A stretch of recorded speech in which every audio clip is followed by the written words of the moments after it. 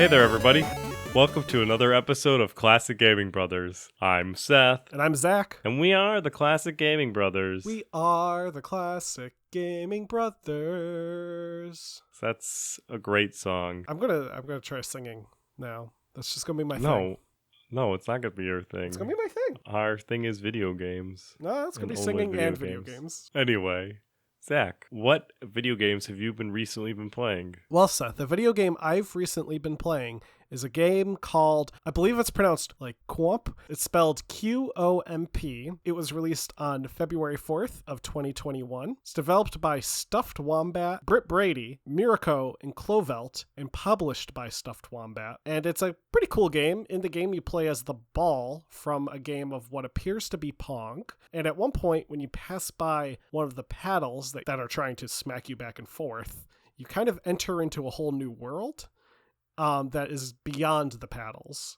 So it's like if you're looking at a game of Pong, you have the two paddles at the sides and the ball in the center bouncing back. Basically, the idea is what happens when the ball goes beyond the paddle. And in this, you go through all these different mazes and obstacles and stuff. It's a pretty unique game. It's also kind of short, it's intentionally short. It took me about 90 minutes to play through the game to completion. The gameplay consists of the ball that you are playing as, which actually is more of a square, bouncing back and forth through these obstacles and mazes, and the only button you have is the space bar, which if you press that, you will change direction on, I believe it's on the Y-axis. So if you hit one of the buttons, you can change the direction of the ball, you can give it a little, it allows you to basically just reorient yourself or change how to solve the maze. It's a good game. Again, very short. I recommend grabbing it. It's only like $7, I think, right now. So just a quick indie game to enjoy. And the challenge levels are pretty challenging. They change up different things. So like, for example, one of the challenge levels speeds up the speed of the ball.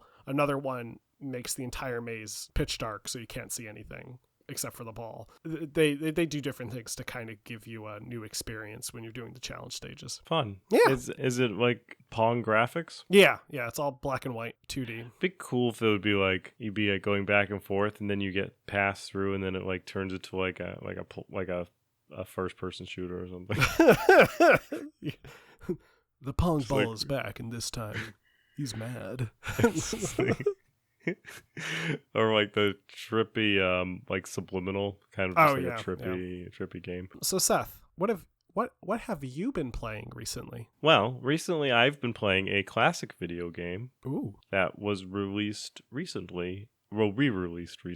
So I've been playing a game called Gazillionaire, and it was originally released in 1994, and it was developed and published by a company called Lava Mind, which always had a really cool intro. You know, like when the companies have all their logos and Sonic branding come through. Lava Mind had like this like explosion, this volcano exploding, and it had like rumbling noises. That's fun. And you always knew you were going to be in for a good time for the one game that we owned by them, which was Gazillionaire. And that noise that you made, you hear a lot in Gazillionaire, and it is a cartoony business game where you have a spaceship and you have to fly around the galaxy and trade items by buying low, preferably, and selling high. Oh. So there's always 6 NPCs, but you can add in players as well. So like you can have your friend play against you. I think there's only 6 total though. So I think if you have 6 friends, 5 friends, then I don't think there's any computer NPCs. And it's a pass your turn type multiplayer. So I would take my turn and then once pick the planet that I was flying to next, then it would just start the next person's turn. And the objective is to get to $5 billion for your goal. Well, it's not dollars, it's like quarps or some weird currency. So I paid full retail value for this game at $19.99, which is what they're selling it for on Steam. Unless you have a fondness for this game and you're listening to me talk about Gazillionaire and you're like, I owned that game and it was great and I love it, I wouldn't necessarily say pick it up for $20. I would say if you can get it on sale, it's probably better. It's definitely got a lot of like complex mechanics built into it, and it is very, very hard hard. I generally play on like the novice difficulty. You have to be like simultaneously aggressive and also defensive, because if you're not both, then either if you're not aggressive enough, then your competition's just going to be more aggressive than you and just take you out by buying everything from underneath you, but getting faster ships and beating you to like to the destinations, buying all the stuff that you were planning on buying anyway. And if you're not defensive enough, then if you don't like buy insurance for when you take insurance, you could run into problems on the ship where pirates attack, or like meteorites just destroy your ship and do like thousands and thousands of dollars worth of damage. You could lose an entire cargo run, and you could also just waste money on insurance. And the insurance fluctuates, so you could pay like 100, or you could pay like 15,000 per trip, and there's no like rhyme or reason, which is kind of interesting. I really love the artwork in it. It's very over the top, kind of.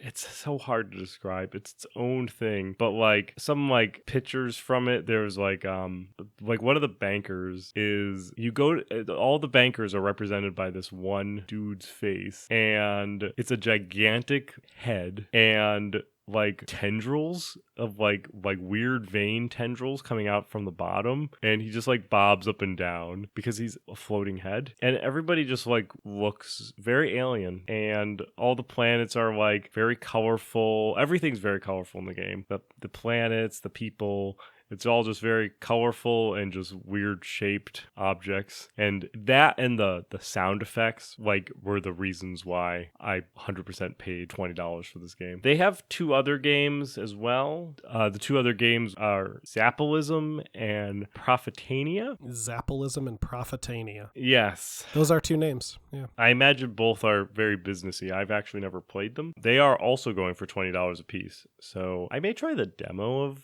Zappalism or Profitania and try them out.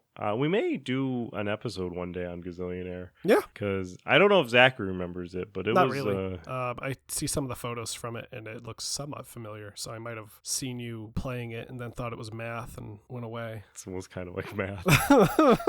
But it's like one of those games that I associate with my childhood, and was a great game to play. Nice. Speaking of games that we played in our childhood. What? We have a fun episode today. We do. We're going to talk about one N64 game. Arguably one of the best ones. Well, I think we already talked about probably the best one, which was Mario 64. Yeah. I think it's like Mario 64. If I had to make a list of top 3 N64 games, it would be Mario 64, this game, and then this game's spiritual successor.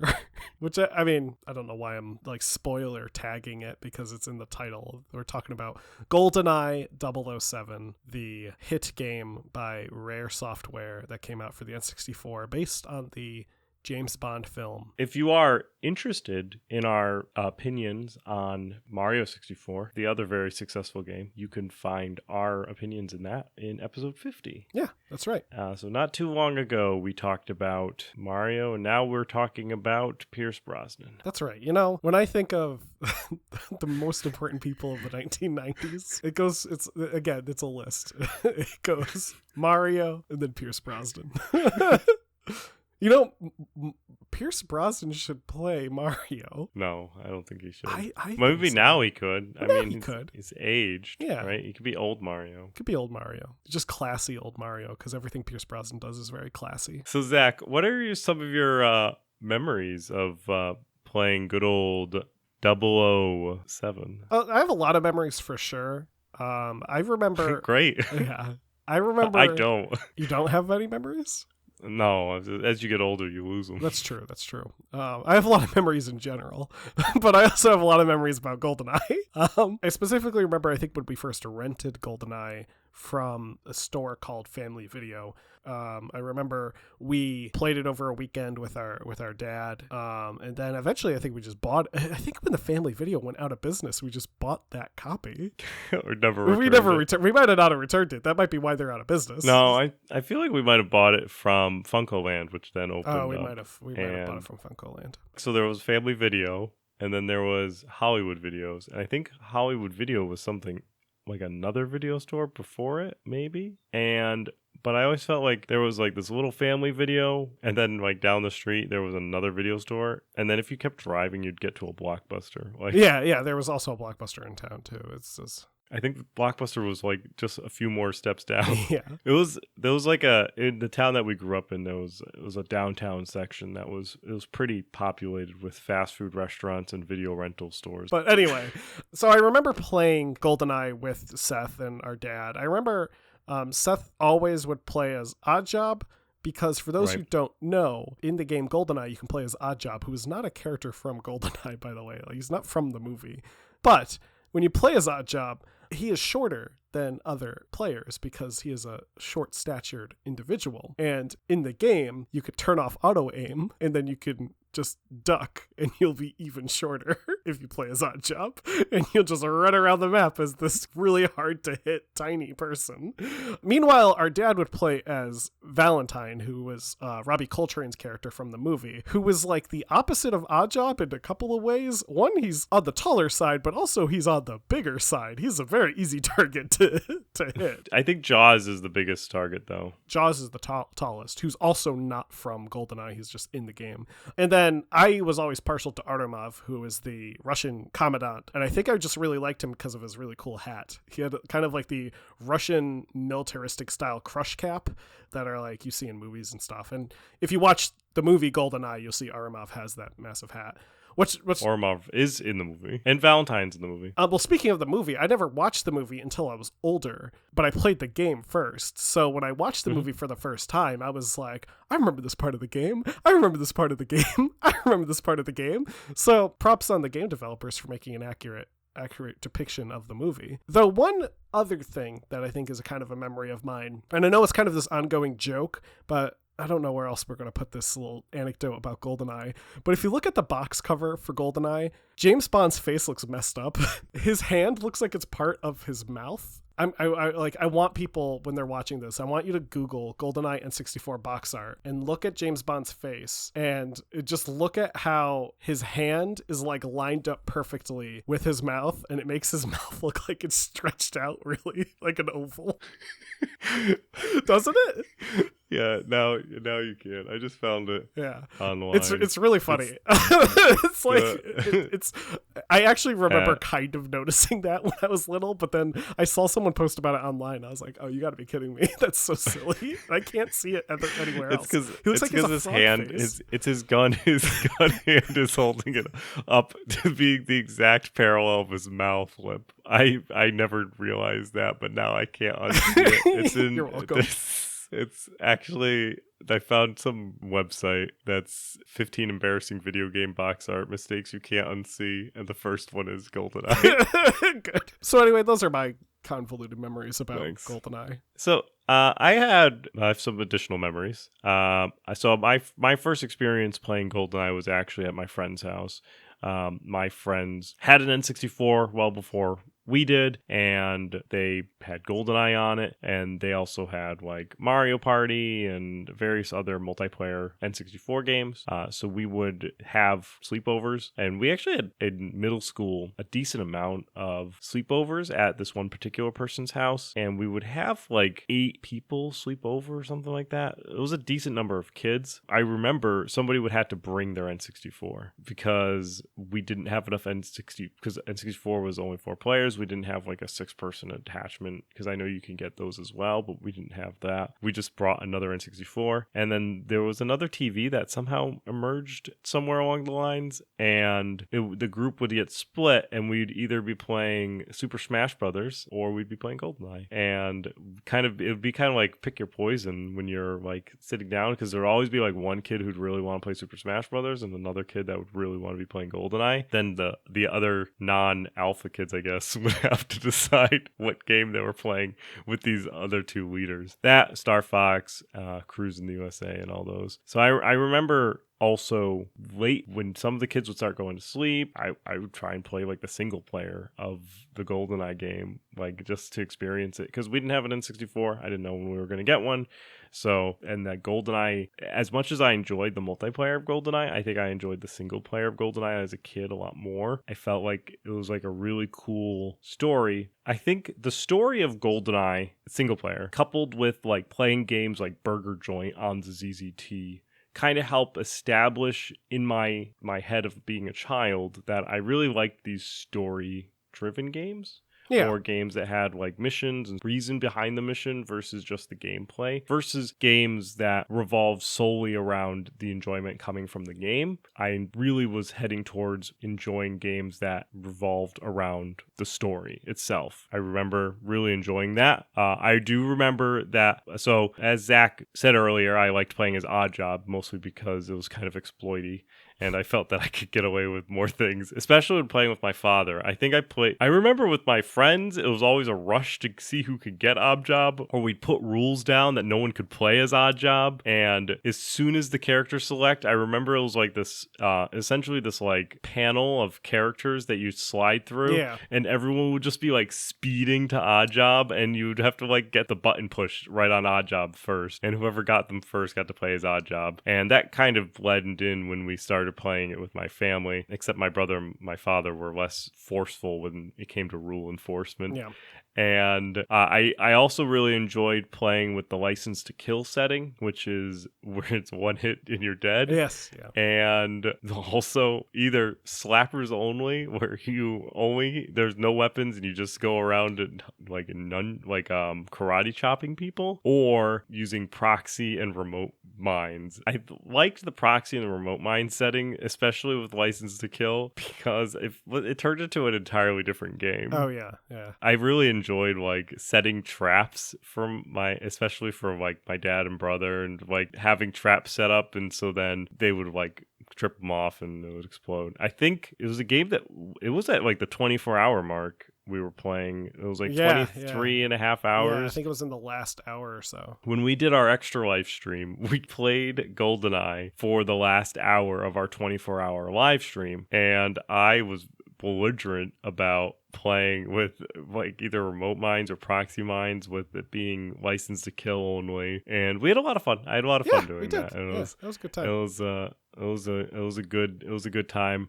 And then as soon as that 24-hour hit, though, I promptly fell asleep. And I think the fun part about playing License to Kill with something like remote mines or proxy mines is because it's one hit death. It's almost like becomes like a puzzle game where you're trying to like coordinate how to avoid an explosion that you might detonate or that someone might detonate, where you might be just like 1 pixel in the blast radius. And with that 1 pixel, that's death right there. You know? You immediately die. And the way the explosions work in GoldenEye is they compound on top of themselves. So you'll have like this little explosion, and then they'll like explode out, and you may not know how far it's going to go from the beginning. And I think depending also on how many mines are involved, it could compound and just chain off, and depending on where they are.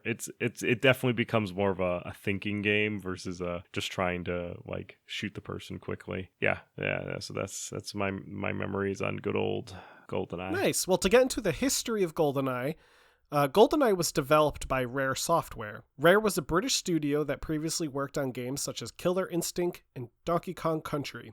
Now, we briefly talked about Rare in episode 32, which was our British Invasion episode. Very fun episode. Now, as Rare had a good working relationship with Nintendo, largely in part thanks to Donkey Kong Country, they were able to discuss the possibility of developing a game based on the upcoming, at the time, James Bond film, GoldenEye. Originally, the game was designed to be a platformer for the Super Nintendo, but was moved to a 3D shooter when the N64 was getting closer and closer to launch. Martin Hollis, who was the director for the game, at that time created a design document that included gadgets, weapons, characters, differences in the story from the film, and also how the AI would work with the player character. You know, I'm just thinking like an SNES version of GoldenEye. I mean, if they were able to get get it out with the same film, it maybe sold well, but I think it would be ultimately forgettable. Oh yeah, absolutely. I mean, do you remember the James Bond game for the Game Boy? Because I just did. And I think what's fun is I also think that GoldenEye came in at a weird spot because like the first-person shooters that came after GoldenEye, like Perfect Dark, Yeah, aren't as memorable either. the team did go on to visit the GoldenEye set at MGM, and Eon Productions, spelled EON Productions, who were the rights holder for the James Bond IP, and MGM signed a license with the team and were comfortable with them expanding on the levels to show sequences not in the film. So the reason why this was kind of important for the GoldenEye development team was because while yes, you see places like the dam and the facility and the silo in the movie, they're brief snippets. I mean, the dam shows up in a sequence of I just rewatched the opening to GoldenEye before this episode, like a couple of hours ago. It's literally less than a 3-minute sequence of it's barely a minute. It's James Bond just running down the dam and then bungee jumping. Isn't it? It's the intro, right? Before the credits. Roll, right? So it's such a quick sequence. And what the game does, which is kind of cool, is it's a whole story. I mean, it's like it sets you up before you even get on the dam. You know, you're just getting there. You have to gun past the guards. You have to collect some things. You have to disable security systems. It elaborates on this whole background of stuff that Bond might have done when he was on this dam. We don't know. We just see him jump off of it. So it's kind of cool. You know, they were allowed to do this, though. Eon didn't have any problems with it. So there was various difficulties in the game. There was agent, secret agent, 00 agent. Mm-hmm. And the harder the game you set the difficulty on, the more tasks were there. So it wasn't necessarily that the game was harder, like the enemies weren't necessarily harder. It was you had more complicated sequence of tasks that you had to do, and sometimes these tasks you had to like figure out, like they weren't necessarily simple. They could be like disable the satellite. How? Yeah, right. It's like there was no answer to that. You have to figure out the computer system that was correctly to be destroyed in that particular level. So the team was also free to add to the source material as well, and they actually took a lot of inspiration from the John Woo film Hard Boiled to add to a variety in the special effects and the combat. John Woo is actually one of my favorite directors in his film Hard Boiled, and knowing that they took inspiration from Hard Boiled and from other John Woo films, I could totally see it replaying GoldenEye. For example, in GoldenEye, the game, you can dual wield weapons, which James Bond never does. You never see James Bond just dual wielding Walther PPKs, you know, as he like runs through a scene. However, that is a staple of John Woo films, is dual wielding. In fact, in all of the John Woo films, you always see someone dual wielding like a pistol or dual wielding, submachine guns. And I think you could dual wield every single weapon yes, in you that could. game, including rocket launchers. If you unlock the like all weapons cheat, it's dual wield everything, which is hilarious to me. Or dual wielding, you could dual wield sniper rifles. Yeah. And as a child, I didn't really question it, but as an adult, I feel like it is a little weird. Beyond being influenced by John Woo, the game also drew heavy influence from games such as Sega's Virtual Cop, id Doom, and even Super Mario 64. As I think we mentioned in the Super Mario 64, that the level design of that game influenced the Rare team when they developed GoldenEye to be more open sandbox. Yeah. So the Virtual Cop influence was things such as penalties for killing the innocents and the requirement to reload your weapons. Where in Bond you could fail missions for killing hostages, or hostages are killed, you would fail the mission. Minimize scientist casualties. Minimize scientist casualties, rescue the hostages on the boat. There's all sorts of stuff like that kind of interlaced in, which is cool and kind of changes up more than just those seek and destroy missions or those like capture kind of missions where you have to go and capture a specific point. That may be a computer or something, but at the end of the day, you're just moving your character to a specific point in the game and pushing a button. And the Super Mario 64, all the stages, different objectives within each stage, was because with Mario, you go in, you would have a stage, but with Super Mario 64, you would have one stage, but you would have like 6 objectives because you have 6 different stars that you'd have to get, or 8 different stars. And so they interlaced that with GoldenEye with having multiple objectives. Also, I feel like they probably took where in order to get to the higher level of difficulties, you have to play the lower level of difficulties, or you have to beat the previous mission at the same difficulty. So like if you only played as agent, which is the lowest difficulty, you only got the option to do a higher difficulty on the first mission. And then the second mission, it would only be agent, and you wouldn't be able to go up to the higher difficulty until you either beat it as agent or you went back to the previous one and played it as a higher difficulty. It put replayability into those like 20 stages that were in GoldenEye, 18 of which were in the core game, and then 20 were the 2 unlockables. Or 2 were the 2 unlockables. 20 were unlockables. That's amazing. Yeah, no. 18. Well, I guess they were all unlockable because you had to beat the previous game to unlock it. Work began in January 1995. The team consisted of Martin Hollis, and the programmer was Mark Edmonds, and Carl Hitton was the background artist, and B. Jones was the character artist. And the production was done on the SGI Onyx graphics supercomputer, and it utilized a custom NINGEN development software, or Ningen. Yeah, it was like proprietary software for developing Nintendo games. The team did not have specifications for the as of yet unreleased N64. So they had to construct the entire game based on just estimations of the power of the system that the game was going to be on. And as the progress grew with the game, so did the staff. One of the first additions was David Doak, who created the level designs and the artificial intelligence. And for a fun fact, Doak is a scientist that you have to rescue in the second level's mission, which is Facility. So after a period of another 6 months, Hollis hired more staff, who also included Steve Ellis, whose job was just assisting the team and creating the multiplayer mode, and also adding in cheats. According to David Doak, Ellie sat in a room with all the code written for the single-player game and used that code to turn GoldenEye into a multiplayer game. Which, I mean, it sounds like was kind of a later stage decision to turn it into a multiplayer game, but I think, and we'll probably get more into this, was probably one of the best decisions in the long run to turn it into a multiplayer game. Because GoldenEye is a great game as a single player game, but my gosh, does the multiplayer add so much to it. So during development of the multiplayer, the team assumed that they could use anything from James Bond.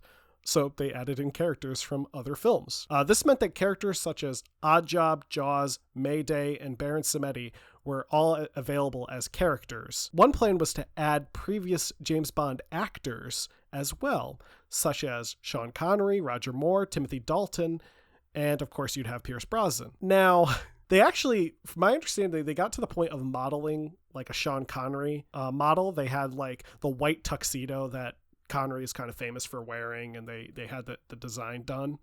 And apparently an Eon executive came in and was like, hey, you can't do that. Turns out when they were given the rights to make the Bond game, they were only allowed Pierce Brosnan's likeness and for Bond. So they could put in other characters. That Eon didn't care if they put in like Oddjob or Jaws, but they couldn't put in Sean Connery because he hadn't signed over his likeness.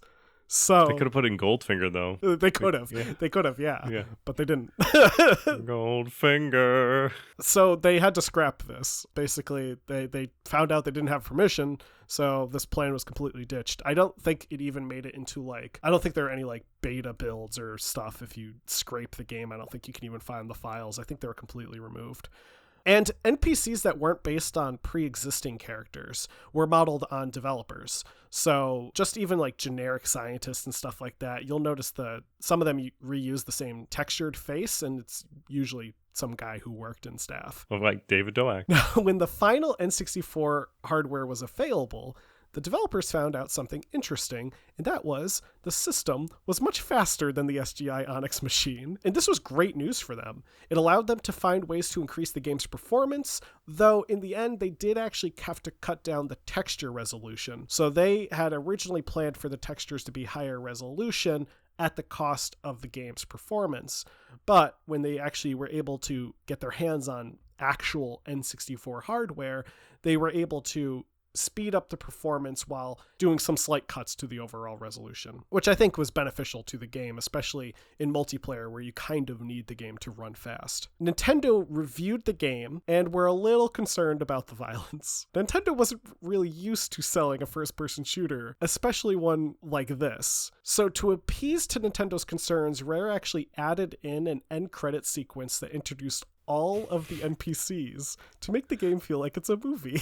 So that's why when you beat GoldenEye, it will go through every single NPC, including just random civilians and like random scientists, and be like, scientist, soldier, like military man. Like it just goes through all of them. But I guess the idea is they didn't really die, they were all acting. It was all just you were just playing it in a movie. Exactly. That was a video game. They also toned down the deaths. So a lot of the deaths were done via motion capture, and there was actually more death animations, and some of them were a little more gratuitous looking. There was one in particular where there was a cut item from the game that was a taser that you could use to stun people, and there was a cut animation where the guy looks like he's being electrocuted. Oh, that's fun. So yeah, it was. So they had to cut stuff like that, unfortunately. Well, I guess Nintendo was like, no. So finally, in August 1997, the game hit the shelves. It was released on a 95 megabit cartridge, and while the game was released over a year and a half after the GoldenEye film came out, the best part about Bond movies is they just keep coming out. Yeah. So, lo and behold, they took so long to release the game that Tomorrow Never Dies was just around the corner. So, they were able to still, and fortunately, in Tomorrow Never Dies, Pierce Brosnan is still Bond. That's true. Because that would have been weird, releasing a James Bond game with not the correct Bond. Well, I guess he was the correct one for GoldenEye. So, with the publicity of Tomorrow Never Dies being out, they were able to ride on that marketing blitz. And fun fact, Rare included with every single cartridge a ZX Spectrum computer emulator with 10 Rare titles from their back catalog. That's true. It was not available for anyone to play and has only been unlocked via people hacking the game system. Yeah. And I think it was only discovered relatively recently. Only in the last few years, someone... In the last few years, somebody realized that Rare embedded that. Maybe if Rare didn't do that and instead used that space for more game textures, we'd have a higher textured game. We have enough room Those for this ZX game Spectrum emulator. stuff. Should we just throw it in there? Yeah, why not? I don't really care. Those ZX Spectrum games are pretty basic, so they probably don't take up that much Not space. at all. Overall, the game was expensive for them to make. The game cost $2 million to develop and publish. However, it sold approximately 2.1 million copies in its first year, which even if you sold the copies for $1, they would have already made back the development costs. That's right. Which I guarantee you, they did not sell them for $1. This, in fact, surpassed Nintendo's Ocarina of Time. GoldenEye would go on to sell about 8 million units worldwide, making it the third best-selling N64 game of all time after Super Mario 64 at number 1, Mario Kart 64 at number 2, and then it was GoldenEye, and then Legend of Zelda Ocarina of Time. Which I guess it's kind of cheating to say Mario 64 was number 1 because that was bundled with every single N64 system. So that's true. Though GoldenEye would later become a pack-in bundle with the N64. Overall, the game's total gross was $250 million, which for $2 million, not a bad return on investment for Nintendo. No, not at all. The game was wildly popular and was also critically acclaimed. Reviews at the time praising things such as the detailed environments, the animations, the special effects when you shot at a glass or a wall, the lingering smoke that persisted after you shot, the zoomable sniper rifle, and of course, the multiplayer. One magazine at the time, Next Generation, referred to the game as the killer app for the N64. Nice. GoldenEye did a really good job, and to be honest, it holds up. It's a great game to play today. Yeah, absolutely. And we'll get into some fun facts about GoldenEye and the legacy of it. That's right. I mean, with great success comes great legacy. It's not what Uncle Ben says, but I already made an Uncle Ben joke in one of the last episodes, so can't do that again. After GoldenEye's success, Rare would begin work on its successor, this time called Perfect Dark. While Perfect Dark is not part of the James Bond universe, it does borrow heavily from GoldenEye 007 in terms of gameplay and design. Perfect Dark is a completely original story. It follows a spy named Joanna Dark as she goes on a mission involving an alien. Pretty sure the alien's name is Elvis. He's also a gray, like a gray alien. Like he's kind of like generic looking. Like Slender Man? No, kind of looks like Roger, I think, from Family Guy. Roger from Family Guy? Not Family You Guy, mean American Dad? American Dad, yeah. They're all the same show to me. I mean, they are. They literally are. I actually really like Perfect Dark, though Perfect Dark does have some, not great parts about it. For example, you need to have the expansion pack to play it. It's also really dark, isn't it? No, not really. The first level's a little dark, but the rest of the game is pretty. It's the only level I ever played. That's fair.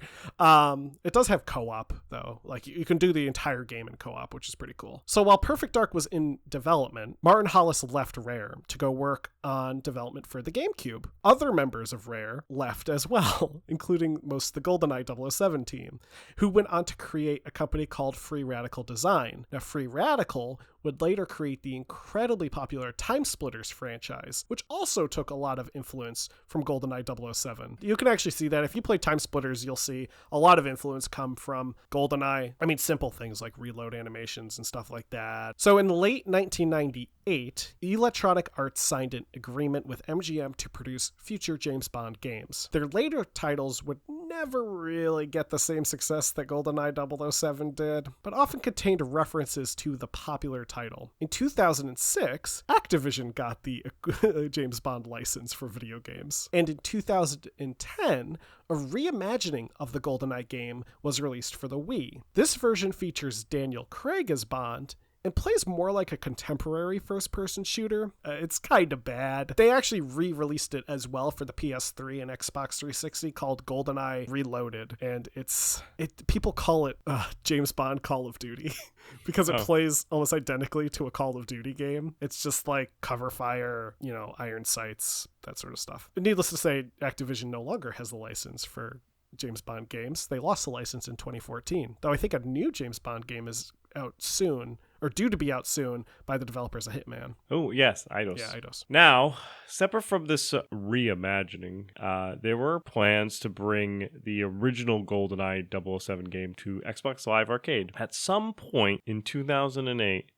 Rare worked on a remaster for the game that featured high-definition textures and 60 frames per second gameplay.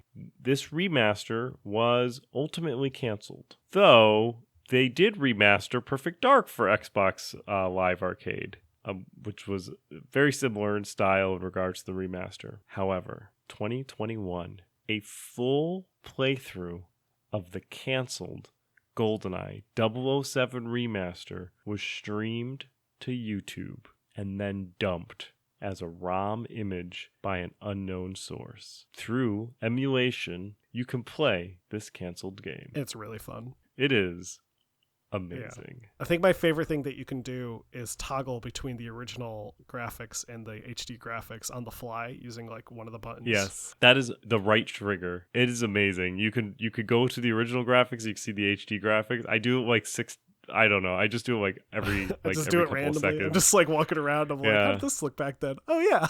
Yeah. These bright green guys are now dull green. Yeah. It's great. Yeah, it's amazing. I recommend if you need help getting this to work on whatever computer you have, just send us an email. We'll help you out. Fans would also not forget GoldenEye 007 or the impact it made. So beyond the official remaster, the unofficial remaster by Rare, the official remaster by Activision, fans also decided that they should remaster it. A Source remake of the multiplayer was created called GoldenEye Source, which began development in 2005, and it has been updated as recently as 2019. There was also a fan remake of the game that was being planned for the Unreal Engine, was ultimately canceled due to MGM threatening the developers with legal action. So unfortunately, since there are so many different pieces in the James Bond pie, if you don't get everybody kind of hitting on all cylinders, you can get in trouble by taking James Bond and creating properties. Yeah. The fan remake at the time, known as GoldenEye 25 for the 25th anniversary of GoldenEye, has been revived as spies don't die. So they are still kind of moving forward. Yeah, I think it's like GoldenEye without being GoldenEye. Yeah. So it's now called Spies, SPIES. It's spelled out like that on the game. I'm not spelling it out to you because I think that you don't know how to spell. It's literally, the game is SPIES. Don't die. It's going to be an original game, and it's going to be in the style of the original Rare game, GoldenEye. It's just not going to be called GoldenEye, and it's not going to have any James Bond references in it. There is one more. There is an N64 modder known by the name of Subdrag created a sequel to the GoldenEye 007 game called Goldfinger 007, which is an entire total conversion mod of the original code of GoldenEye. It was released for free online, since if he sold it, he would be sued. And it has a entirely brand new campaign. It includes new sound effects, new music, new levels, new weapons, and even new multiplayer map. It still operates with a open world setting for each mission, however, with much, much larger maps. They're huge. And in fact, in order to play the game on the original N64, you need to have an N64 expansion pack, and it still will have issues. Yeah. They recommend the best way to play it is on a computer with the actual processing power to be able to handle the incredibly open maps, and based on, from what I have seen, kind of empty open maps, but still pretty cool, It is very cool. It does have a rendered Sean Connery and the staff and the characters of Goldfinger. Yeah. And does go through the story of Goldfinger through very GoldenEye-esque type style, which is cool. I really like. Yeah, I was playing it recently via the older emulator 1964, which some people have. There's a modified version of 1964 you can download that has been like all the settings have been specifically set to play games like GoldenEye and Goldfinger. But more importantly, it has a mouse mapper in it so that you could play the game with mouse and keyboard support. So you can play it like you're playing a normal first-person shooter, and it feels weird because I'm not used to playing GoldenEye style games with a mouse and first-person shooter. It doesn't feel right, but it also feels like it should have been made that way, sort of deal. Like if the N64 did have a mouse, but if the N64 had a keyboard and a mouse that could work together, that's how I think it should have been played back in the day. Well, that's it. That's going to be our GoldenEye episode, and we're going to wrap up here with our byway pass. So, Zach. Yes. What are you excited about buying, waiting, or passing on? Seth, the game that I'm excited about buying, waiting, or passing on is a game that I'm probably also going to butcher the name of, similar to my recently played. I believe it's pronounced Militacyaner. Sure. Militacyaner. It is being developed and published by a company called Tall Boys, which is a great name for a company. I just love that name. So Militacyaner is a first-person, surreal, immersive runaway simulator. In the game, you're playing as an individual who lives in a town that's being monitored by the giant policeman, who is this skyscraper tall human being who just watches over everyone in the town. And he's a policeman, so he's dressed like a policeman. In the game, you haven't broken the law, or have you? Someone must be telling lies because you are about to be arrested. So it's a strange game. It looks so strange. It's probably going to be a buy for me, I think. I'm thinking about a buy for me just because it looks so weird. I love it. It's also apparently an open world game, which I think it just adds more to it, which is just of all the different stuff you could do in this game, it looks funny. Zach sent me some imagery or video of it. When he says it's a tall policeman, a giant policeman, his face is in the sky. Yeah, no, giant. He's the size of a building. Yeah, he's bigger than a building. Gigantic. He's bigger than the buildings in the game. He's massive. It's really strange. So you're gonna buy that? 100%. That's a buy. I don't know when it's coming out though. I think it's one of those will be out when it's out sort of deal. But it's definitely I wanna run from the giant Russian policeman. It's my goal. So my byway pass has nothing to do with giant Russian policemen, and it's called The Tenants, and it's being developed by Ancient Forge Studio and should be released Q1 of 2021. However, they have a free trial called the Tenants free trial. Oh. And it's been available since March 9th. I've played a little bit of it, and so far I'm really digging it. You play as yourself as a created character. You have to go around and clean and renovate properties for money so that you can collect enough money to buy properties to then clean and renovate to rent to people to be your tenants. Okay. So you have a couple aspects of the game. You have the like renovation mode, which almost feels like The Sims, where you're like going in, like putting down furniture, putting up wallpaper and stuff like that. And you need to have like so many things in a place to qualify for a building that people would want to rent for you from you for money, or to have you be happy with a renovation. So you may have to like renovate someone's kitchen and they'll give you some money and they'll need a refrigerator in the kitchen because it's a kitchen, and you generally start from like the bare bones. And then you start getting tenants and you have to deal with it's cool because you get like an open house that comes in, and the tenants will like they're like little polygonal graphics tenants that will come in, and they will like look at things, and if they like it, then you can negotiate with them for a rental rate, and you can negotiate for how long you want them in there for, like 30, 60 or 90 days as a